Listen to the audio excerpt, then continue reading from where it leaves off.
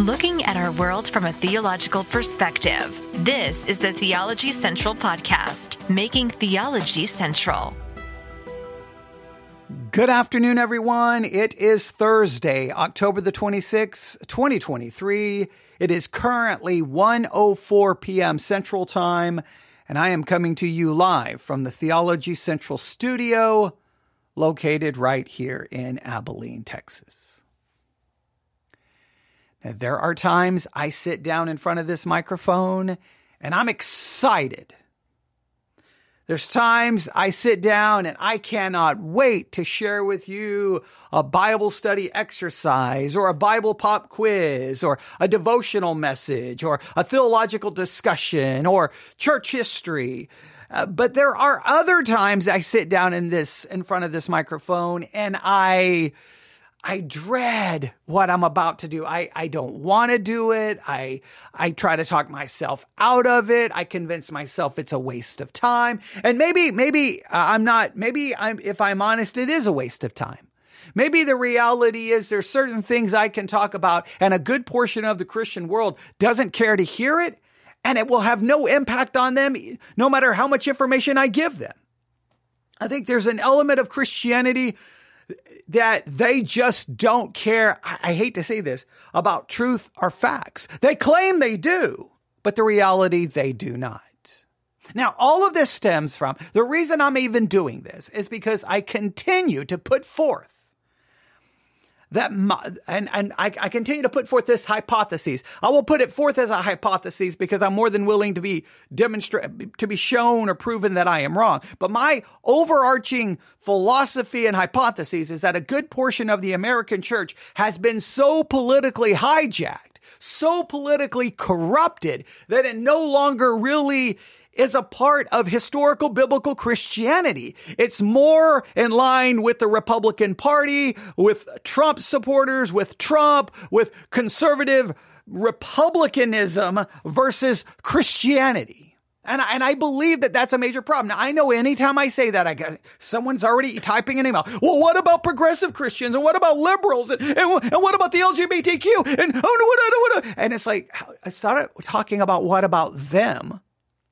Because most of that doesn't even claim to be anywhere closely connected to historical biblical Christianity. They abandoned Christianity theologically way before they embraced all of the more liberal political ideas.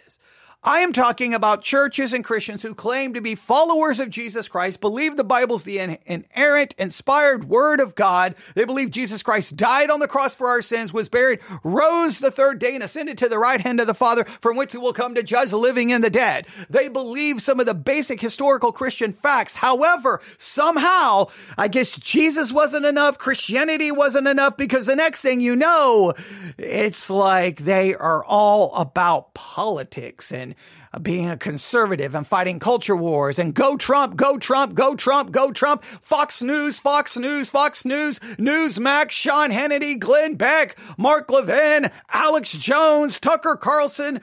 And it's like, what has happened?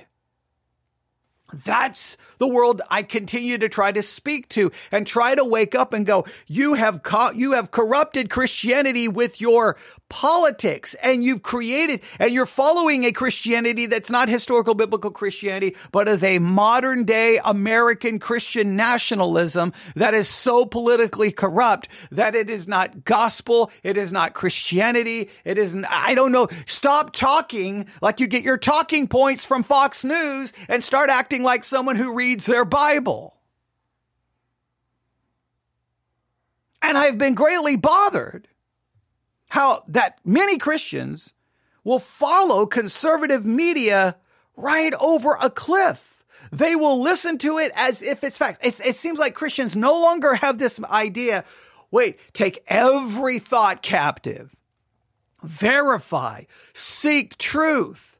right? And at the same time, we do not bear false witness, and we put away lies, and we speak the truth. God hates lying lips, and all, et cetera, et cetera, et cetera. You think that Christians would be the ones who would be use biblical wisdom and biblical discernment, not to be deceived, not trafficking and wild speculation and conspiracy theories. But there's a branch of Christianity that is so much following this mindset that I don't know what to do. And so recently, a former attorney for Donald Trump, Sidney Powell, confessed and took a plea deal, accepted responsibility and guilt.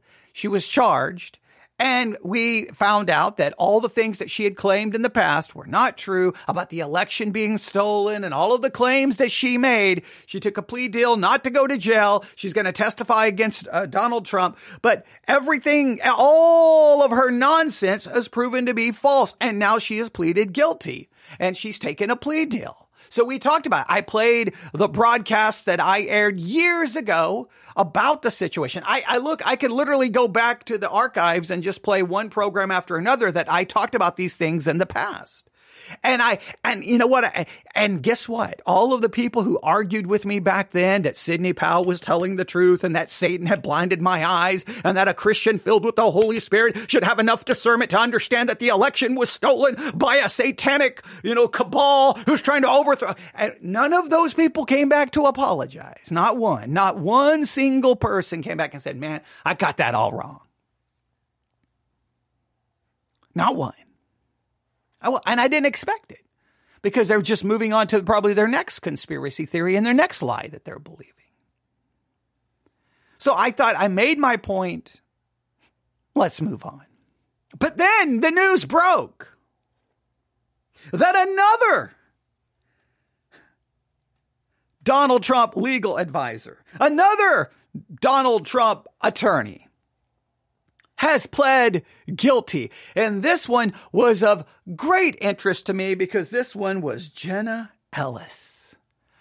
Jenna Ellis. Now, if you don't know her, you may not keep up with certain Christian media, but Jenna Ellis, let me find it here.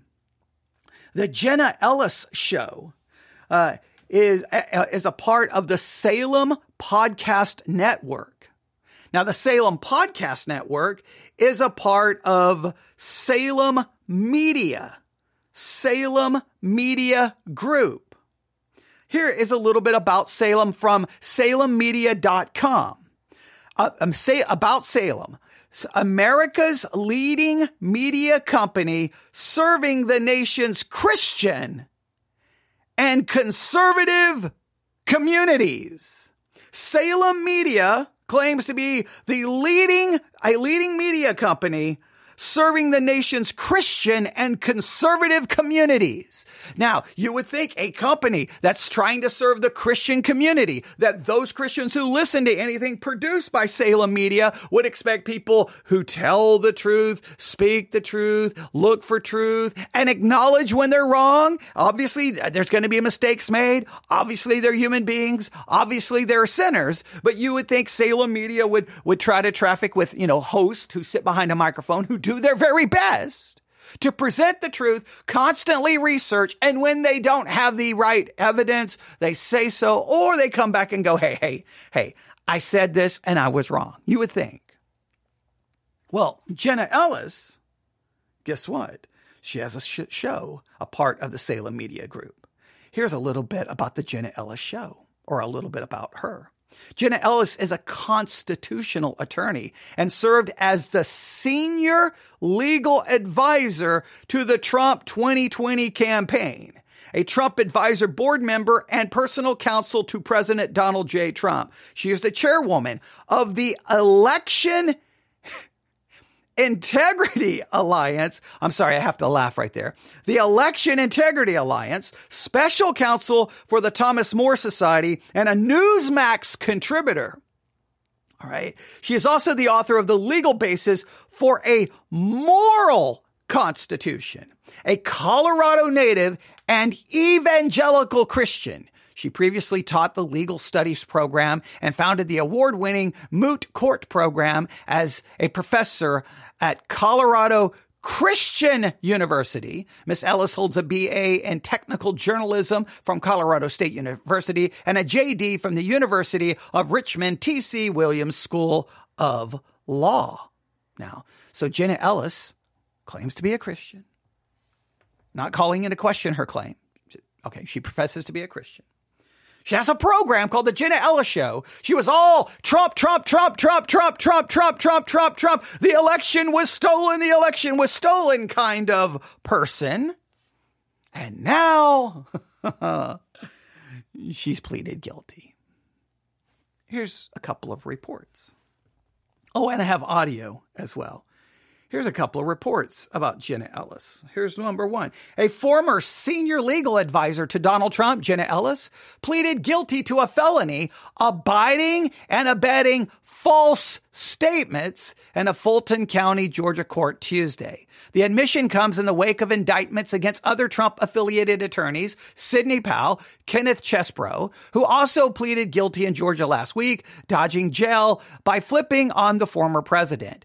Ellis, Powell, Chesebro, and 17 other defendants, including Trump himself, were indicted for conspiring to defraud Georgians of a free and fair election. The courtroom saw Ellis with a smug smile on her face for most of the hearing, shedding tears only as she stood to address the court. With a solemn tone, she admitted in the frantic pace of attempting to raise challenges to the election in several states, including Georgia, I failed to do my due diligence. Ellis' plea now requires her to testify truthfully against other Georgia defendants. This came after she raised more than $250,000 online for her legal defense when it became clear that Trump would not be footing the bill. So Trump didn't come to her assistance. But of course, there were probably some good Christians who contributed $215,000 for her to have a legal defense because she promoted lies. What is wrong? I don't get it. I don't get it. You can be a Christian ministry begging for money. Hey, but just go support Trump and tell lies and people will throw down $215,000 to help support you. There's a part of Christianity that is so broken right now. I don't even know. I don't recognize it. I don't know. Post-Trump presidency, Ellis transitioned into a conservative pundit, and they go back into a little bit of her history, things that she has said, things that, she has talked about. Okay. All right. Now, I think there's another story here. Here's another one. Now listen to this story. Guilty pleas from ex-Trump attorney let me read this again. Okay. Guilty pleas from ex-Trump attorneys deal blow to right-wing media outlets that amplified election lies. So these guilty pleas from Trump attorneys have dealt a blow, according to this article, to right-wing media outlets that amplified election lies. I'm going to tell you they did not deal a blow to these right-wing media outlets. Whether it's Salem Media Group, Fox News, Newsmax, it did not do anything to them. Because you know what happens when the evidence comes out that they were all liars? When Fox had to pay $750 million for their lies. Guess what?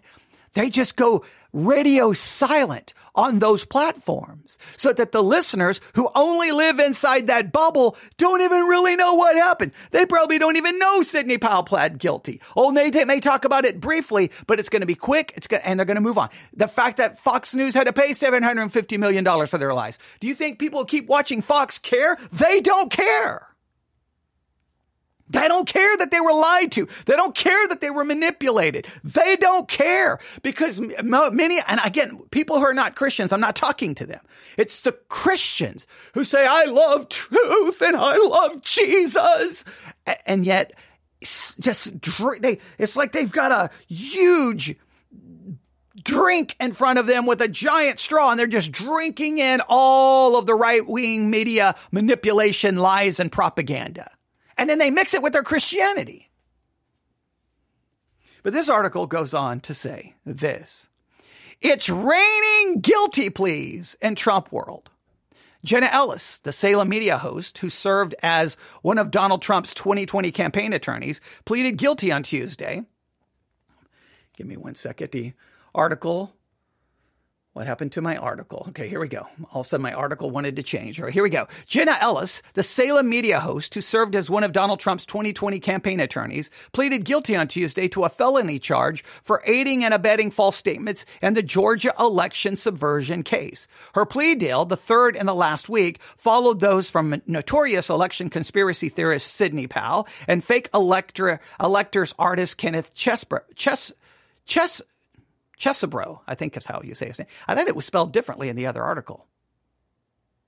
Cheesebro? Okay. Yeah, it was spelled different in the other article. Maybe they had a typo.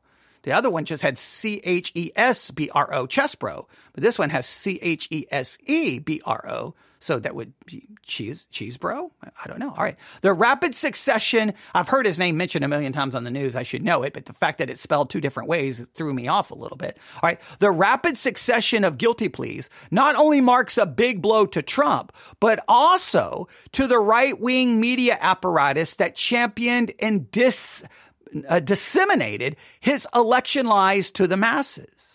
In the aftermath of the 2020 election, both Ellis and Powell toured across mega media, becoming heroes to Trump fans as they sowed doubt about legitimacy of the election. Now they're confessing to the public that they were wrong all along. In a tearful statement read aloud in court on Tuesday, Ellis admitted that she failed to actually understand the facts of the 2020 election, and she looked back on her actions contesting the results with deep remorse. I quote, "If I knew then what I know now, I would have declined to represent Donald Trump in the post-election challenges," Ellis said, shedding tears. If only such a damning admission received more coverage in the media spaces which she had spread her corrosive lies. Matt Gertz of the progressive watchdog Media Matters pointed out that Ellis' plea deal received a mere 3 minutes of coverage on Fox News through 3 p.m. Tuesday. Fox News, which repeatedly hosted Ellis in the wake of the 2020 election, suddenly became disinterested in the former Trump lawyer.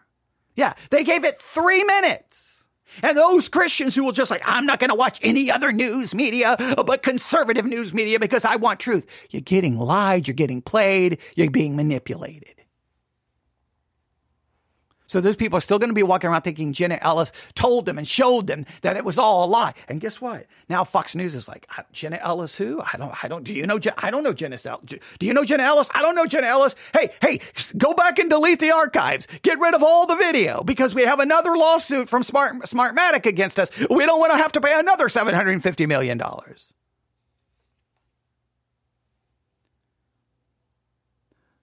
The result is that a good portion of the channel's audience, made up of legions of viewers who willfully seclude themselves in right-wing media safe spaces, will likely miss the consequential news. They will instead only remember the lies that she helped push into the GOP's collective consciousness, and that is a shame. Now, when I read that, that's why I decided to turn on the microphone. That's why I decided to turn on the microphone. Because I'm a theology podcast. So most people listen are going to claim to be Christians.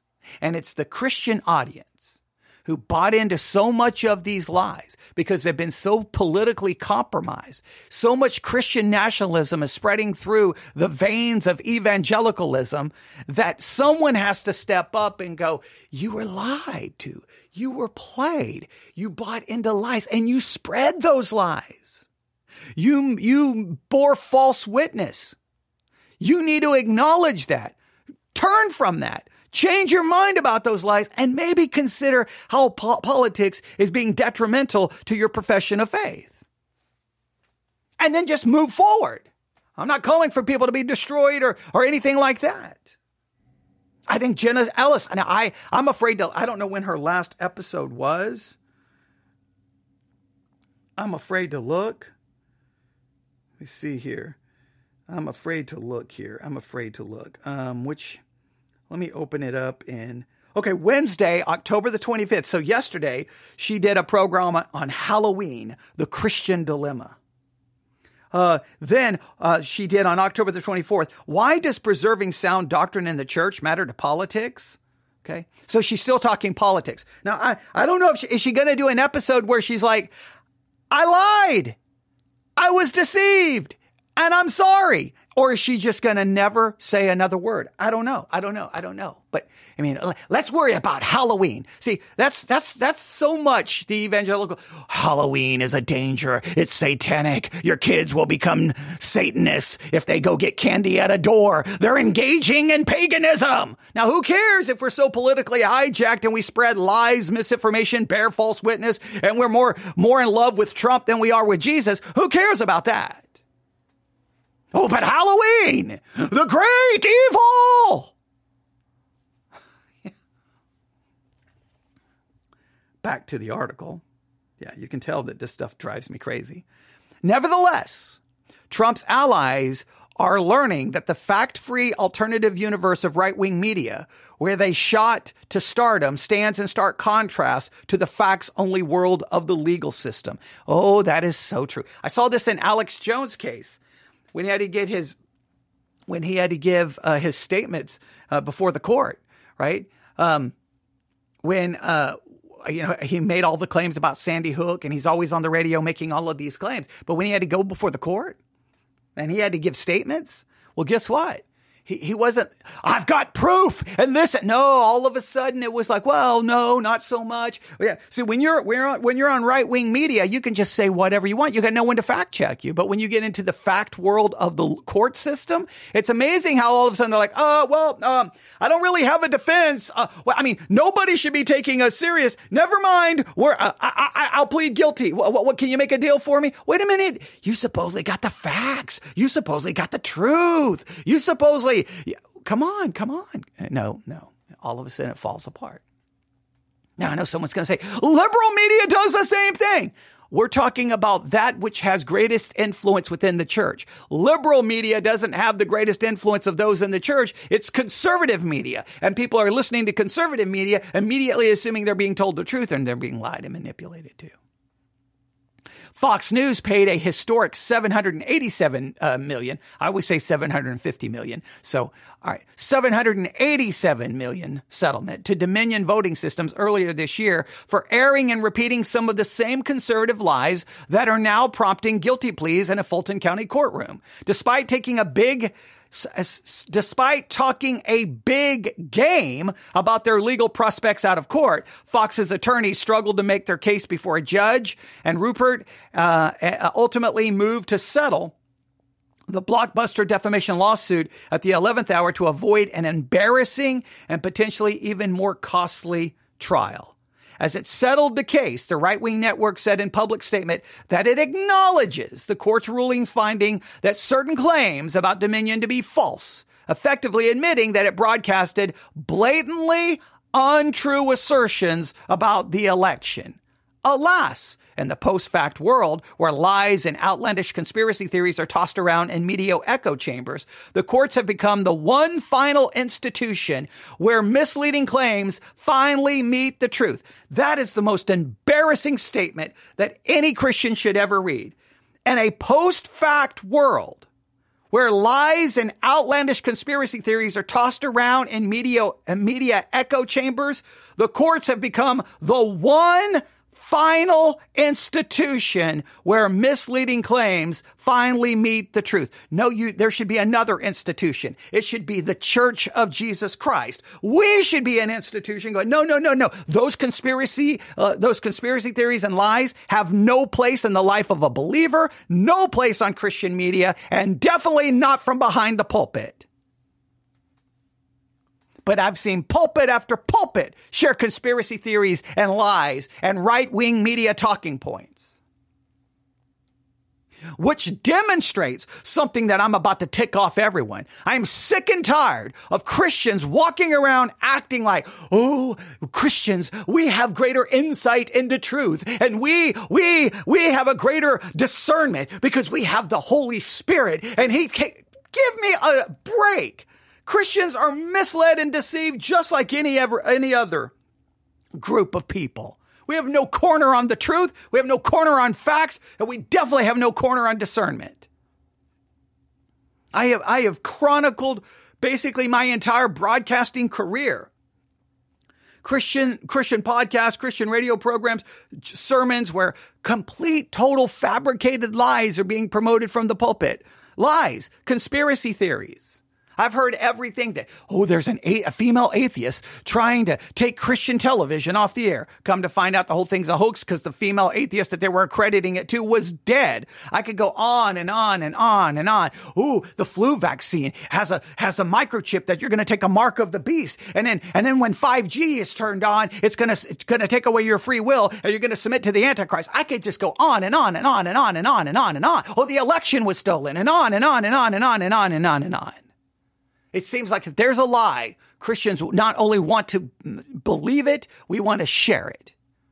Well, when the world is like, hey, the only institution we know that stands between us and all the lies in a post-fact world, it's the court system. Wait a minute, I want to raise my hand. Go, no. It's called the church. We don't bear false witness. We put away lies. We speak the truth. We're going to verify. And when, as a pastor, if I see my people spreading lies on social media, I'm going to get in their face and say, stop that. But no. Pastors know they can't do that because you lose the people because the people want their Fox News. They want their lies. They want their misrepresentations, and they never apologize. I got no problem with people who make mistakes and mess up, but willing to come back and go, I messed up, because we all do. I could stand before a court and confess all kinds of things. We all messed up. We're not perfect. We're sinners. My problem is when you just won't admit it, admit how wrong you were, admit how politically hijacked you become. That's where my problem is. Not that people make a mistake. I got no problem that Jenna Ellis made a mistake. Because she's a human being. What I'm looking for is her to turn on her microphone and say, ladies and gentlemen, how did I get from a conservative Christian woman who loves Jesus to someone promoting complete fabricated lies that was detrimental to the country and to my profession as a Christian? I just want to know how you got there. You may not have a good explanation.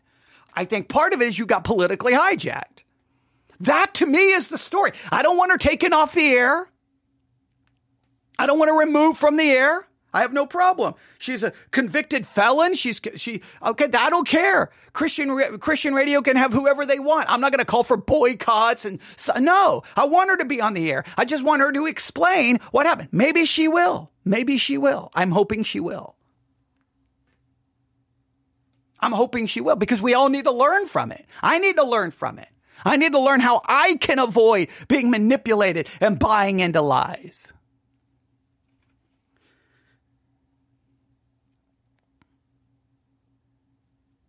On Tuesday, Ellis ran straight into the wall, marking yet another Trump ally who succumbed to the rigid nature of the law.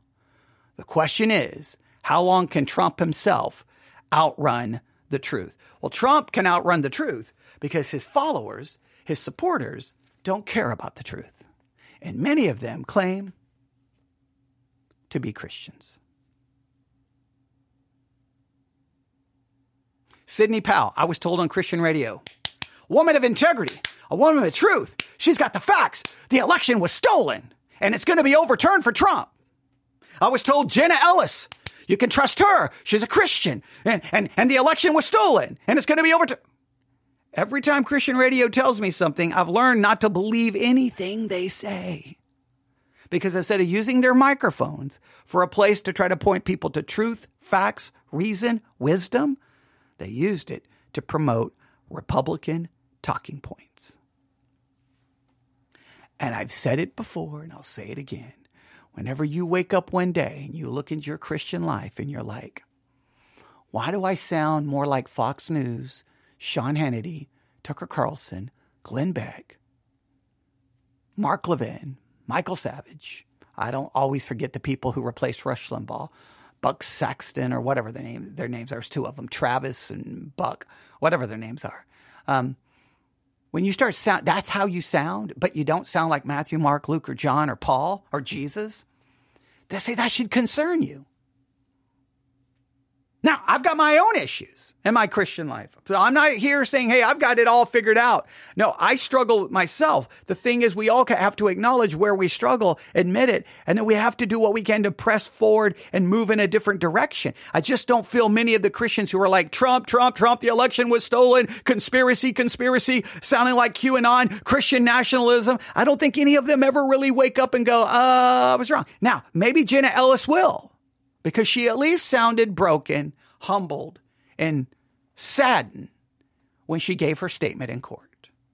And I will end this episode of the News and Focus podcast, the Theology Central podcast. Whoa, that was a flashback. Okay, that was a flashback. I'm going to end this episode of the Theology Central podcast where we've spent some time focusing on some very important news as it relates to the church and Christianity. But I'm going to end this by playing Jenna Ellis standing up in court, holding a piece of paper, reading a statement after she had pled guilty for a plea deal. Now, she will have to testify against Trump. Sidney Powell will. Chess bro, however you say his name, he will. The different people are falling. They're acknowledging guilt because they don't want to go to jail. Hopefully, they will testify honestly and truthfully. And hopefully, a lot of people say, well, what do you hope happens to Trump? I don't really care what happens to Trump. I want justice to be done. But what I care is what's going to happen to the church. When is the church going to wake up and go, man, how did we get so far from Jesus? How come we're no longer seen as an institution that cares about truth? We're just as much of the post-fact, post-truth culture as the culture itself. But here's Jenna Ellis in court. The volume is not great. It's the best audio I have. Here it is, Jenna Ellis reading her statement. Thank you for listening to the Theology Central podcast as we spend a few moments focusing on news that's very much relevant to the church and Christianity. Let's listen to Jenna Ellis in court. As an attorney who is also a Christian, I take my responsibilities as a lawyer very seriously, and I endeavor to be a person of sound moral and ethical character in all of my dealings. In the wake of the 2020 presidential election, I believed that challenging the results on behalf of President Trump should be pursued in a just and legal way. I endeavored to represent my client to the best of my ability.